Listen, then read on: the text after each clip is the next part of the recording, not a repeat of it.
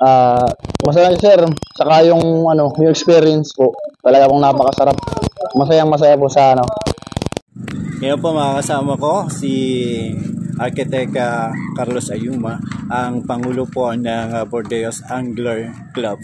At ano nga po ba yung naging karanasan ninyo ngayong second fun fishing tournament?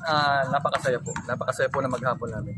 Ginugol po namin yung maghapon namin sa pamimiwas kung saan ay nakahuli po kami ng kabuuang timbang na 12.5 kilos lahatan at napakasarap po ng pakaramdam at nakakatuwa po na makita yung kahalagahan at kayamanan ng ating dagat, lalo po sa isla ng Anilon at sa mga ibang isla pa ng ating bayan ng Bordeos. At ako po ay nagpapasalamat sa ating pong LGU, lalo na po sa Tourism Office, ganyan din po sa PNP, sa Fire, sa Coast Guards, at saka sa Agriculture Office na sumuporta po at kasama po namin doon.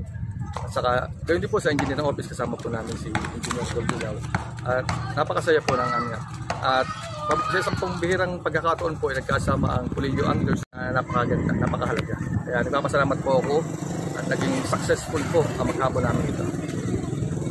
Kayo pa po ay bukas para sa mga nais pang sumali sa inyong grupo? Yes sir, bukas na bukas po, open na open po ang aming samahan. Kung sino man po ang gusto na mag-join sa aming club at na mahilig o mahihilig sa mga ganitong gawain, ito po ay napaka-productive. Ito po ay napakagandang pangalis ng stress, paglilibang at sa gayon din po ay nakakahuli ka na, nakakakuha ka pa ng pangulam mo at nagkakaroon ka pa ng maraming kaibigan. Kaya po ay kung sino man po ang gusto, sabi lang po kayo at lahat po ay welcome. Lahat po, wala pong pinipiling individual sasali sa amin. Meron po bang tamang edad na pagsali? Wala po kaming pipiling edad hanggat po lalo po sa mga bata. At mas maganda po ay bata pa lang po ay maturuan namin. Maganda po ang bata ay ma-engage pa lang po sa ganitong gawain para maging responsable sila sa huli ng isda. At laging legal na panguhuli ng isda, yung tamang proseso ng panguhuli ng isda, at tamang proseso ng pangangalaga ng ating kalikasan, karagatan at yun din po na ating paligid. Kahit patatanda po, ito po ay maaaring maganda pong pangtanggal ng stress, libangan, saka nakakaaliw po talaga. Maraming po salamat. Yan, magandang hapon po. Ngayon po ay kasama natin ang Grand Champion ng second fun fishing tournament dito sa Bordeos. Sir, ano po yung pakiramdam ng Masaya sir, saka yung ano, yung experience po. Talaga pong napakasarap. Masayang-masaya po sa ano, pagkakasting. ano po yung masasabi po ninyo sa mga nagdaan pa? Ano po pwede naman pong lumahok sa Bordeos Angler po. Ang tawag dito. Magaganda naman po ang spot. Ayos pa naman. Salamat sir. Sa ngayon, sinasalubong natin ang second fun tournament, fishing tournament dito sa Bordeos, Quezon bilang paghahanda rin o pagpapakilala sa bayan ng Bordeos, Quezon. At sa ngayon, dumarating na sila at pakikipagkwentuhan tayo sa presidente ng Bordeos Anglers, Sandalila.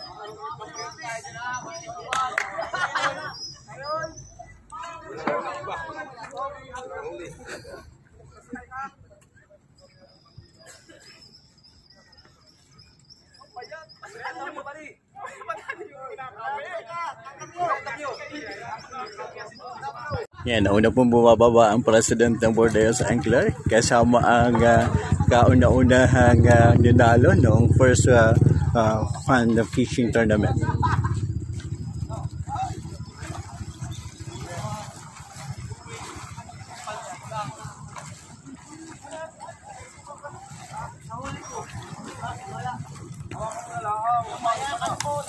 Sila po ang mga participants sa second fun fishing tournament. Pag napuno mo yan, Oscar Wilson ka na ngayon.